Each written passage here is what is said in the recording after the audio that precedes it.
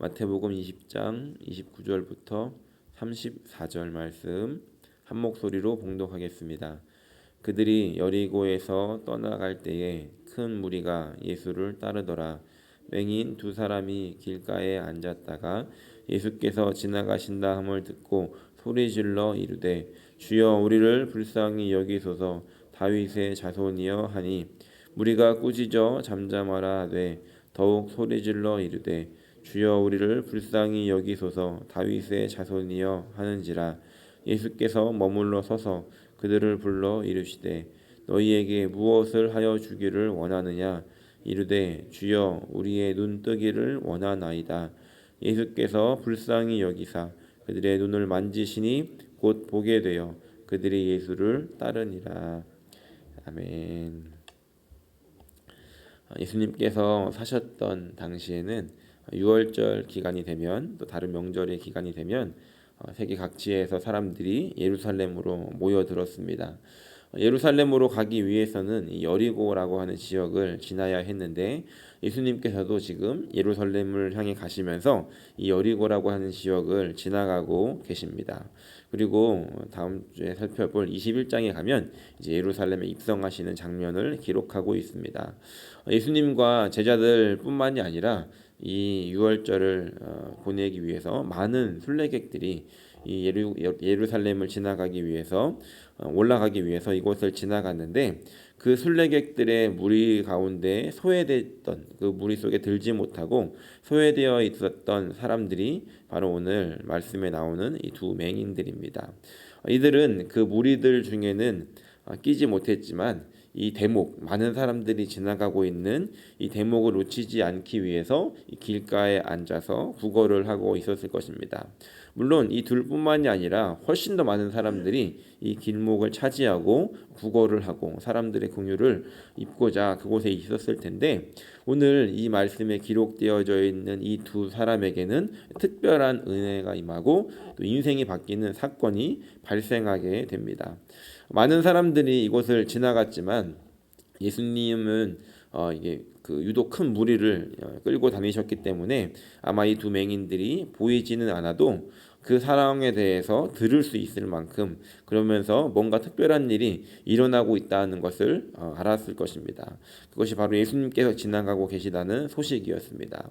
아마 다시 오지 않을 이 기회에 이 순간에 이들이 외쳤던 이 두 마디 이 말이 이들의 인생을 바꿔놓게 되었습니다. 오늘 함께 읽은 30절 말씀에 이렇게 기록합니다.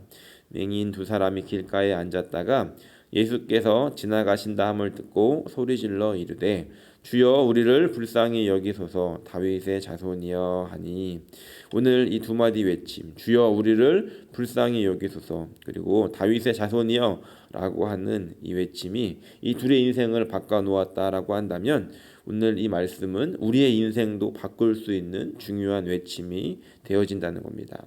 바라기는 오늘 이 말씀을 우리가 다시 한번 기억하면서 이 말씀을 붙잡고 기도하는 아침이 되기를 예수님의 이름으로 간절히 축원합니다. 먼저 주여 나를 불쌍히 여기소서라고 하는 이 말 안에서 우리가 깨달을 것이 있습니다. 하나님께서 어떤 분이신가 하는 것인데 하나님께서는 이 사람들을 구원해 주시기로 하셨는데 그 동기가 무엇이냐면 바로 이 인간에 대한 하나님의 크신 자비와 긍휼이라는 겁니다. 하나님은 완벽하게 공의로우신데 이 하나님에게 약점이 하나 있는데 그 약점이 뭐냐면 하나님의 이 사랑과 긍휼이 너무 많으시다는 겁니다. 하나님이 너무 사랑이 많으시기 때문에 이것이 하나님의 성품이지만 또 하나님에게도 약점이 되어진다는 겁니다. 그래서 하나님의 이 사랑과 긍휼이 없었다라고 한다면 아마 우리는 이 세상에 존재할 수가 없었을 것입니다. 저희 교회에서 지금 이제 성경 내비로 성경 읽기를 하지 않습니까? 그래서 어제는 호세아 말씀을 함께 읽었는데 그 말씀 속에서 이스라엘의 심판을 선고하신 하나님께서 이렇게 말씀하십니다. 호세아 11장 8절 말씀에 이렇게 기록합니다. 에브라임이여 내가 너를 어찌 놓겠느냐. 이스라엘이여 내가 어찌 너를 버리겠느냐. 내가 어찌 너를 아드마 같이 놓겠느냐. 어찌 너를 스보임 같이 두겠느냐. 내 마음이 내 속에서 돌이키어 나의 긍휼이 온전히 불붙듯 하도다라고 기록합니다. 하나님께서 이 이스라엘 백성들의 악행으로 인해서 이들을 멸망시켜야 되겠다. 하나님의 공의로 이들을 심판하시기로 결정하셨는데 또 그렇게 하시려니까 하나님의 마음에 이 긍휼하심이 불붙듯 하셔서 다시 용서해 주시기로 다짐하시는 하나님의 모습을 보고 있습니다. 하나님의 그 마음이 하나님의 긍휼이 불붙는 해서 하나님의 그 마음이 불붙는 듯 했기 때문에 우리는 긍휼하심을 입을 수 있었고, 만약에 그렇지 않았다라고 한다면 우리는 다 멸망하고 말았을 것이라는 겁니다. 오늘 하나님의 그 긍휼한 마음, 불붙듯이 불타듯이 그 긍휼히 여기는 그 하나님의 사랑이 오늘 우리 가운데 임하고 있음을 우리가 기억해야 한다는 것입니다. 그렇기 때문에 하나님으로부터 구원이 일어났고 결국 그것으로 인해서 예수님을 이 땅에 보내시기까지 하셨다는 겁니다. 오늘 그런데 이 두 맹인이 그 하나님의 성품, 긍휼이 많으신 그 긍휼이 여기시는 그 하나님의 성품에 호소하고 있기 때문에 예수님이 어떻게 멈춰서지 않을 수 있겠습니까? 바라기는 오늘 이 주여 나를 불쌍히 여겨 주십시오라고 하는 이 고백이 저와 여러분들 가운데 있기를 소원합니다. 그래서 그 하나님의 그 긍휼히 여기시는 그 마음, 불쌍히 여기시는 그 마음으로 호소하는 우리들에게 그 하나님의 마음과 하나님의 시선이 멈춰서게 하는 그런 은혜가 넘치는 시간이 되시기를 예수님의 이름으로 간절히 축원합니다. 두 번째 외침은 무엇이냐면 바로 다윗의 자손이여라고 하는 이 외침입니다. 이 외침도 너무 중요합니다. 왜냐하면 불쌍히 여겨주십시오라고 호소를 하고 있는데 그분이 누구인지를 알고 부르짖어야 한다는 겁니다. 다윗의 자손이여라고 하는 것은 메시아에 대한 칭호였습니다. 예수님께서 이제 나귀를 타고 예루살렘으로 입성을 하실 때 사람들이 외쳤던 말이 다음 장에 있는데 바로 호산나 다윗의 자손이여라고 하는 이 외침입니다. 당신이 메시아입니다. 당신은 찬양을 받으실 분입니다. 라고 이 사람들이 예수님에게 외치고 있는데 정작 그 사람들은 예수님이 당신이 메시아입니다라고 했지만 그것이 어떠한 의미를 가지고 있는지 바르게 알지 못했다는 겁니다.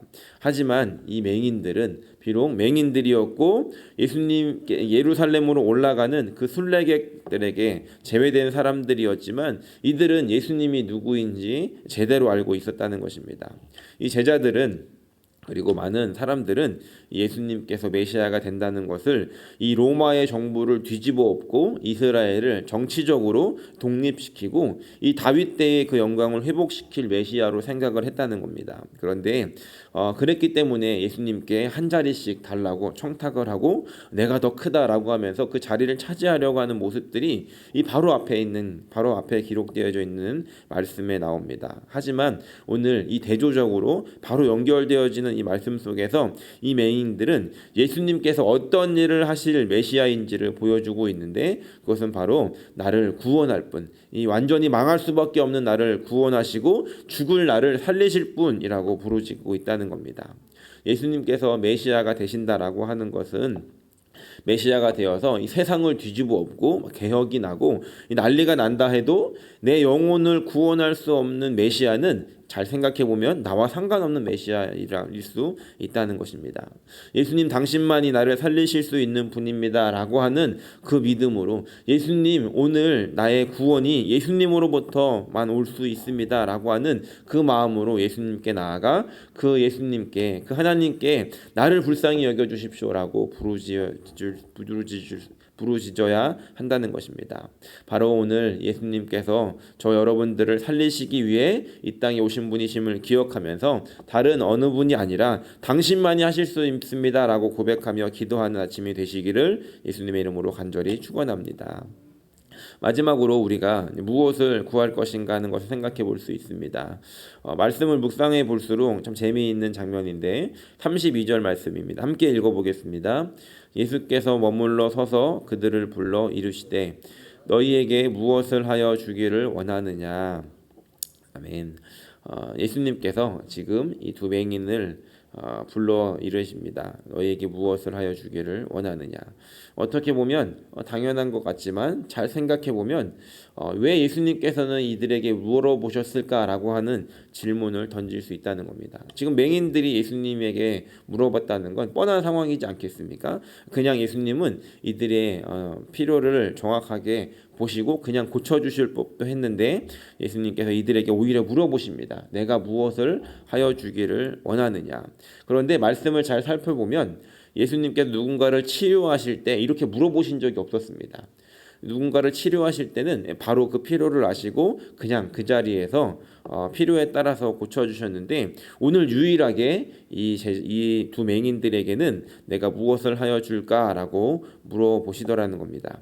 그런데 재미있는 것은 이렇게 내가 무엇을 하여 줄까라고 물어보시는 장면이 성경에서 한 번 더 기록되어 있습니다. 그것은 어떤 상황이었냐면 지난 시간에 나눴던 말씀인데 마가복음에도 똑같은 내용을 기록하고 있는데 이 예루살렘 입성을 앞두고 제자들에게 특별히 이 야고보와 요한의 이 요청에 예수님께서 그들에게 다시 물어보십니다. 무엇이냐면 20장 21절에 기록을 하고 있는데 20장 21절에 보면 그때에 예수께서 이르시되 무엇을 원하느냐라고 물어보자 이 두 제자들은 나의 이 두 아들을 주의 나라에서 하나는 주의 우편에 하나는 주의 좌편에 앉게 명하소서라고 이야기합니다. 그러니까 야고보와 요한의 어머님이 이렇게 예수님에게 묻고 있고 또 다른 마가복음에서는 이 두 제자가 예수님에게 바로 물어보고 있는 장면을 기록하고 있는데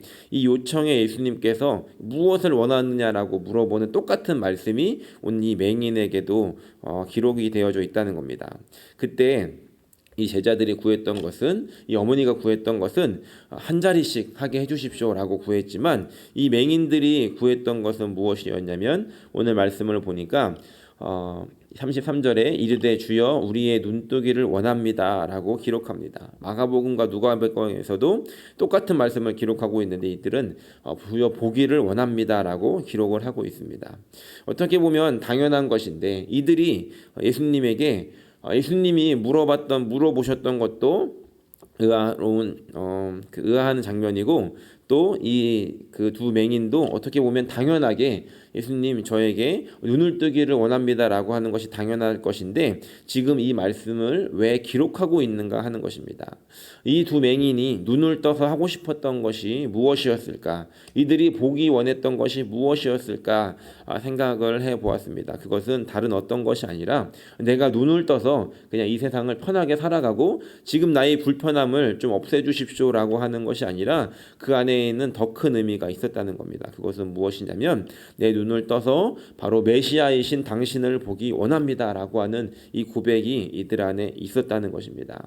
지금 이 제자들은 예수님에게 한 자리씩을 구합니다. 그런데 이 맹인들은 예수님에게 주님 당신을 보기를 원합니다라고 구했다는 겁니다. 제자들은 모르는 것을 구했고 맹인은 아는 것을 구했습니다. 제자들은 필요 없는 것을 구했고 맹인들은 필요한 것을 구했습니다. 제자들은 헛된 것을 구했고 맹인들은 진짜를 구했다는 겁니다. 그래서 이 두 말씀을 이렇게 두 가지를 병행해서 오늘 말씀에 기록하고 있다는 겁니다. 예수님께서 지금 이 제자들과 함께 무엇을 구해야 될지 모르는 제자들과 함께 지나가시다가 이 맹인에게 무엇을 원하느냐라고 다시 물어보시는 것은 지금 이 맹인이 무엇을 구할지를 알고 계셨고 결국 그 물음은 이 제자들에게 그리고 우리들에게 던지는 물음이라는 것입니다. 내가 무엇을 하여 주기를 원하느냐. 그리고 이 두 맹인들의 대답은 주여 주님 당신을 보기 원합니다 라고 하는 이 대답이었다는 것이죠. 그래서 예수님께서 가르치시기 원하셨던 것은 무엇이냐면 너희들도 이렇게 눈을 떠라. 너희들도 눈을 떠서 나를 좀 봐라. 내가 정말로 무엇을 할지를 봐라 라고 이 제자들에게 그리고 오늘 우리에게 말씀하고 계시다는 것입니다. 바라기는 오늘 저 여러분들의 마음 가운데 가운데 하나님이 어떤 분이신지를 보기 원합니다라는 고백이 있기를 소원합니다. 예수님, 오늘 나의 눈을 뜨게 하여 주셔서 내가 정말로 무엇을 구해야 되는지, 내가 헛된 것이 아니라 진짜를 구하고, 나에게 필요 없는 것이 아니라 필요한 것을 구하고, 다른 어떤 은혜를 아니라 하나님을 바라볼 수 있는 그 은혜를 구할 수 있는 저 여러분들이 되시기를 간절히 소원합니다. 오늘 다른 것 구할 것이 참 많죠. 그런데 가장 먼저 오늘 우리의 구함이 이러한 시간이 되기를 소원합니다. 나를 긍휼히 여기시고 그 불쌍히 여기시는 마음으로 항상 나를 바라보고 계시는 그 하나님을 우리가 바라보는 시간이 되기를 소원합니다. 오늘 내가 눈을 떠서 하나님을 바라봤을 때 하나님은 다른 곳을 바라보고 계신 것이 아니라 이미 먼저 나를 바라보고 계셨다는 것을 우리는 깨달을 수 있을 것입니다. 바라기는 오늘 그분과 시선을 마주치고 또 하나님의 긍휼을 구하며 하나님의 얼굴을 구하며 그 하나님의 은혜를 구하며 우리가 가장 중요한 것, 가장 소중한 것을 구하며 나아갈 수 있는 아침이 되시기를 예수님의 이름으로 간절히 축원합니다.